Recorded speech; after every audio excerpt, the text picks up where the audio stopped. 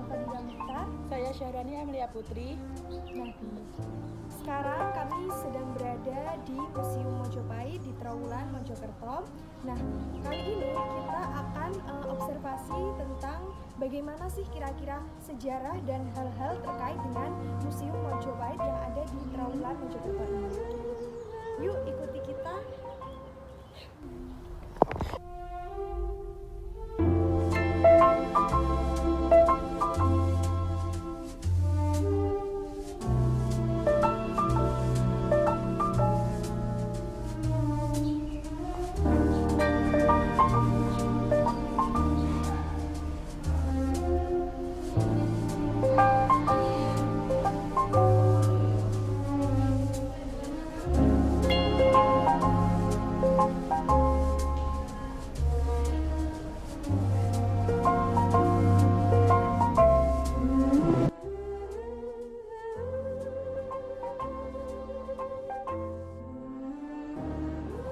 Nah, ini teman-teman bisa dilihat ini mengenai di sini terdapat raja-raja dari kerajaan Majapahit itu seperti apa, dan juga ada tahun-tahunnya untuk raja-rajanya memerintah pada tahun berapa, serta di sini juga ada mengenai ibu kota Majapahit sendiri. Bisa dilihat.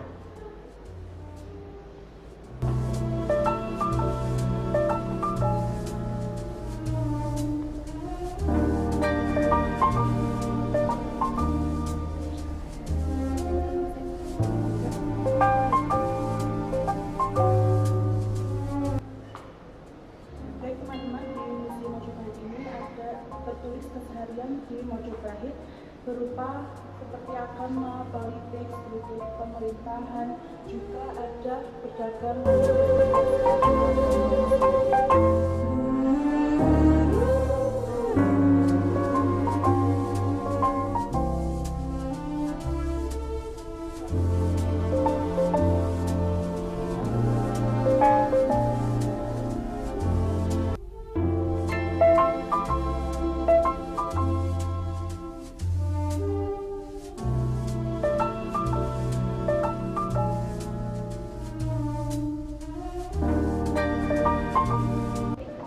Bisa dilihat di sini tertulis bahwasannya ada warisan budaya Majapahit. Yang pertama ini adalah wilayah negara kesatuan Republik Indonesia, yang mana wilayah kerajaan Majapahit itu meliputi hampir seluruh Nusantara saat ini yang dicapai pada masa pemerintahan Hyang Wuruk. Pada saat masa pemerintahan Hyang Wuruk ini, beliau itu dijabat oleh Gajah Mada sebagai patih. Dan saat penobatannya sebagai patih, Gajah Mada mengucapkan Sumpah Palapa. Bisa dilihat teman-teman, bisa dibaca Sumpah Palapanya. Kemudian juga ada beberapa warisan Majapahit, di antaranya adalah bendera merah putih, kemudian Garuda dan semboyan. Nah, di Museum Mojopahit juga tertulis mengenai pendidikan karakter semasa zaman Majapahit. Yang pertama adalah di dalam keraton dilaksanakan oleh para pendeta keraton, yaitu penggawa keraton yang hanya mengajar para raja dan kawasan. Kemudian yang kedua adalah yang dilakukan di luar keraton, yaitu dilaksanakan oleh para pertapa, yang mengajar dari berbagai kalangan. Kemudian ada pun bukti adanya lembaga pendidikan pada masa Majapahit. Yang pertama adalah Kakawin Negara Kampung. Kemudian yang kedua adalah Lomba Karaton. Yang ketiga adalah Kampung Kampung. Yang keempat adalah Desa Bujang. Setelah itu bisa. Nah, selain mengenai sejarah dan juga berbagai hal informasi tentang kerajaan Majapahit, di sini juga terdapat mengenai arca sebagai bentuk peninggalan kerajaan Majapahit. Lalu di sana juga ada keris, ada berbagai patung-patung peninggalan dari kerajaan Majapahit juga. Serta di sini nggak hanya terdapat itu juga, namun di berbagai bentuk dari arca tersebut juga dijelaskan mengenai bagaimana arca ini, lalu arca ini ditemukan kapan, itu juga ada ya. Seperti ini, arca Kinara.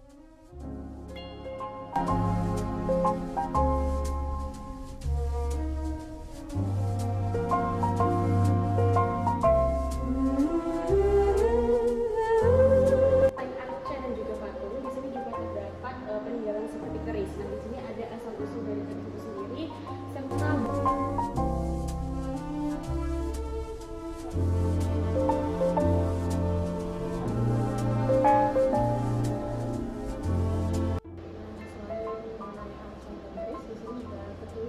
teknik-teknik pembuatan gerabah teranyata. Bisa dilihat di sini. Berikutnya yang pertama adalah teknik tangan, kemudian tertulis juga teknik ilim, teknik cincin, teknik cetak, teknik lempeng, teknik tata pelandas dan juga teknik pembuatan. Kemudian ada juga tahapan proses produksi gerabah teranyata. Bisa dilihat di sini.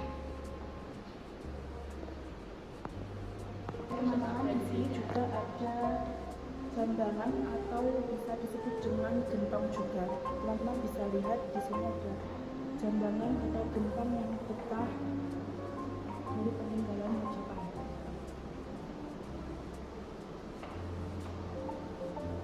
Baik teman-teman, di sini bisa dilihat ada tulisan tentang mata uang masuk Majapahit masa Majapahit. Nah, ini ada 3 koleksi uang rutin. Yang pertama ada uang kepeng, yang kedua ada uang gobok, ada uang perak. Kemudian selain itu juga ada celengan. Nah, celengan ini merupakan wadah tertutup yang berfungsi untuk menyimpan uang koin. Nah, celengan ini dibuat dan berkembang antara abad ke-13 dan 15 Masehi. Dan adanya celengan itu membuktikan bahwasannya masyarakat Majapahit itu sudah mengenal tradisi menabung. Nah, di sini ada beberapa celengan juga. Yang pertama ada celengan manusia, kemudian ada celengan binatang, dan yang terakhir ada celengan bulat. Jadi ada 3 macam celengan. Kemudian selain itu juga ada beberapa koleksi keramik.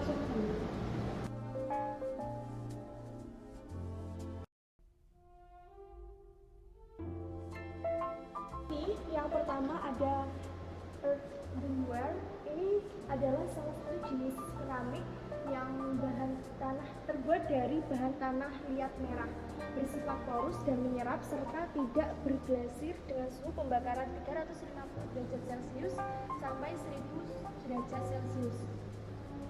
Yang kedua ada stoneware dan yang terakhir ada porselen. Bisa dilihat ya teman-teman beberapa jenis koleksi-koleksi keramik yang ada di Museum Kerajaan Majapahit ini.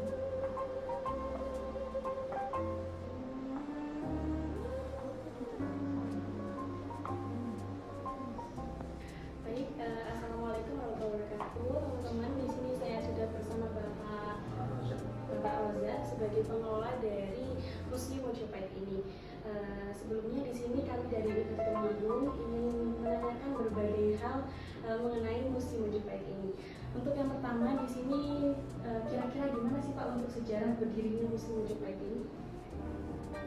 Museum Majapahit ini sebenarnya publik masyarakat sering menyebut dengan museum gitu ya. Memang apapun kaitannya dengan peninggalan identik dengan museum. Tapi sebenarnya unit ini namanya unit PIM. PIM itu dari kata pengelolaan informasi Majapahit di bawah naungan BPK Wilayah 11.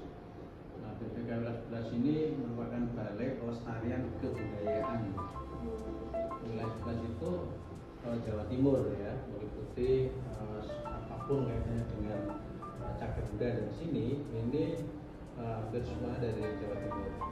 Tapi mayoritas terulang atau Mojokerto karena area ini disebut dengan kawasan situs Majapahit. Dan latar belakang berdirinya museum ini, jadi situs Majapahit ini memang merupakan penting ya peninggalan dan nenek moyang kita. Maka putra daerah ini berupaya untuk menyelamatkan dan melestarikan. Maka gagasan itu oleh putra daerah yang dikenal dengan Raden Adipati Aryo Bromojoyo Dinegoro. Beliaunya mempunyai gagasan untuk menyelamatkan dan melestarikan bukti penting yang sudah diwariskan nenek moyang kita ini. Maka pada tahun 1924 ya, ini diadakan ekskavasi ya, artinya diadakan pengelolaan besar-besaran, penataan dan sebagainya, sehingga pada tahun 26 ini baru realisasi untuk dibangun. Ya, yang itu namanya OPM, sebuah yayasan yang bertujuan untuk menyelamatkan dan melestarikan peninggalan kerajaan Majapahit. Lalu di sini kan terdapat berbagai macam bentuk peninggalannya nih Pak. Nah, dari Bapak sebagai pengelola sendiri, kira-kira gimana sih cara mengelola dari museum ini biar dari peninggalan-peninggalannya, terus semua yang ada di museum ini tetap terjaga gitu? Jadi bukti penting ya kaitannya dengan katakanlah bukti sosial yang ada dulu kaitan dengan Nusantara ini ya. Jadi Majapahit ini ikon negara kita karena sudah mewariskan empat mutiara. Empat mutiara itu apa sih? Yaitu yang pertama kaitannya dengan Bhinneka Tunggal Ika. Yang kedua yaitu wawasan Nusantara. Dan yang ketiga Garuda atau Pancasila ya. Kemudian yang keempat itu ada merah putih. Ini merupakan pusaka Nusantara sekarang. Bahkan sekarang dari instrumen atau dasar. Jadi dulu bagian dari sosial ya. Dan untuk bukti penting ini maka diadakan upaya untuk penyelamatan dan pelestarian supaya selamat, lestari ya, kemudian dikembangkan dan dimanfaatkan.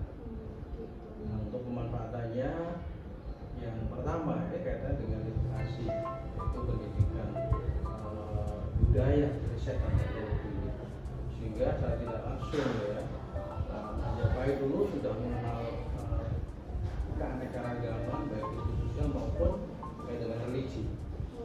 Maka masa kejayaannya ini Majapahit bisa menyatukan tiga agama besar, empat termasuk ada Hindu, ada Buddha, dan Kristen dan Protestan. Maka untuk pengembangannya ini jadi kaitan dengan edukasi dan pendidikan ya. Dan yang kedua untuk kaitannya dengan ekonomi. Ekonomi ini kaitan dengan wisata budaya, sehingga dengan adanya wisata ini, nah mungkin kalau semua ini wisata ke kompleks Islam Troloyo ya, itu pasti akan dikunjungi baik itu domestik maupun dari mancanegara ya, kaitan dengan perjalanan Islam di Nusantara yang dikenal dengan ada makam Syekh Sunan Kudus, kemudian ada makam tujuh, ada apa ya peninggalan budayanya. Semua memberikan nilai penting bagi perjalanan religi Nusantara atau bangsa kita ini. Dan yang terakhir nih Pak, kira-kira untuk wisatawan di sini itu kebanyakan dari mancanegara atau dari wisatawan lokal saja gitu? Kalau di sini tadi kan sudah sampaikan bahwa kaitannya dengan pendidikan ya, budaya, ada riset, ada teknologi, maka mayoritas memang dengan apa ya program pemerintah kaitannya dengan Merdeka Belajar ya, atau P5 ini tentu kedepannya ini bagian dari sosialisasi atau sebagai apa ya sarana motivator generasi milenial ini atau Gen Z ini supaya apa? Supaya lebih dekat atau memahami karakter moyang kita, ataupun bukan hanya memahami tapi harapannya bisa berkelanjutan ya, atau sebagai pelaku gitu. Artinya memahami dan bagian dari perjalanan moyang ini antara generasi Gen Z bisa sinergi dengan orang tua atau pendahulu. Segitu saja Pak, terima kasih atas informasi-informasinya. Dan teman-teman, itu tadi wawancara saya sebagai bapaknya yang sebagai pengelola dari Museum Majapahit ini. Dan untuk selanjutnya kita akan keliling-keliling nih melihat-lihat kira-kira peninggalan-peninggalannya itu seperti apa. Jadi perlu saya tambahkan, jadi di sini ini tadi saya jelaskan ya di unit BIM di bawah BPK 11. Nah, BPK 11 ini di bawah Dirjen Kebudayaan ya. Kemudian Dirjen Kebudayaan ini di bawahnya Kementerian Pendidikan, Kebudayaan, Riset dan Teknologi. Nah, maka di sini itu bagian dari unit BPK yang di Trawulan itu. Dan di sini ada beberapa sub ya. Kalau saya ini istilahnya di unit pengemasan atau pengelolaan informasi. Artinya di sini ada K-unit, nanti kepala kelompok gitu ya. Yang di sini ada Bu Jatmuda Octaviana, dia sebagai K-unit di sini. Dan saya sebagai staf pengelolaan informasi Majapahit atau teknisi pelestari cagar budaya yang secara langsung menyampaikan pesan nenek moyang kita ke anak cucu Benji yang berkarakter ini. Gitu ya. Terima kasih. Terima kasih teman-teman. Itu untuk wawancara kita kepada bapaknya sebagai divisi penyiaran dan juga pelestarian dari Museum Majapahit ini. Nah, untuk teman-teman selanjutnya kita akan keliling-keliling untuk melihat peninggalan-peninggalan dari Museum Majapahit dan juga Kerajaan Majapahit. Yang Museum di Majapahit ini ada simbol atau surya Majapahit gitu ya. Dan ini sebagai bukti bahwa moyang kita ini di akhir perjalanan ini ada sebuah penghargaan atau penghormatan oleh pemerintah Majapahit. Di sini ada simbol ada matahari atau surya itu. Kemudian ini nisan ini pesannya atau WA-nya dikirim tahun 1344. 1344 Saka. Terus pesannya itu menunjukkan bahwa doa ini sebagai pemahaman bahwa dalam kehidupan ini di dunia yang sekarang ini tentu semuanya tidak ada yang kekal, ya, tidak yang sempurna itu milik yang di atas Allah. Karena kita sebagai makhluk yang paling sempurna dari yang lain, jadilah yang sempurna. Walaupun dalam kehidupan ini sebenarnya tidak ada gading yang tak sama, tidak ada gading yang tak retak. Itu biasa. Tidak ada gading yang tak retak. Jadi dalam kehidupan ini lamnya sekelinas ini pasti melakukan kesalahan, baik sengaja maupun tidak disengaja. Maka kita harus namanya salah harus meminta maaf. Tapi kalau kita melakukan kesalahan sama Allah begitu ya, ini harus permohon maafin harus face to face. Maka apa yang tertera di sini itu ampunan. Allahumma innaka afuwwun karim tuhibbul afwa fa'fu anni. Kalau Anda itu mendoakan wa anfusakum wa ahlikum nar. Kalau ini ani gitu. Jadi moyang kita sudah menyampaikan pesan seperti ini, dan kedua maka kita harus bisa melaksanakan yang namanya mata bil alam, luar biasa. Itu sebenarnya dari perjalanan itu menunjukkan bahwa kita ini harus toleransi, menghormati, menghargai. Dan Majapahit melahirkan atau menghasilkan konsep yang dikenal dengan Bhinneka Tunggal Tanah Dharma. Jadi berbeda, tetap satu ya dalam suatu Indonesia dan kerajaan Majapahit. Tapi dalam perintah Tuhan itu di sini Tanah Dharma membawa bahasa terungkap dunia itu tidak ada kebenaran yang menduga, intinya satu. Kalau yang Muslim berarti tidak ada Tuhan selain Allah. Nah, yang Hindu Sang Yang Widi-Wasa, yang Buddha Satyadharma, yang Kristen Sang Sidani. Semuanya itu kekuatannya itu ada di tadi berbeda, merupakan rahmat atau hasanah. Tapi kalau bisa menjadi satu kesatuan, maka edukasinya apa? Yaitu toleransi.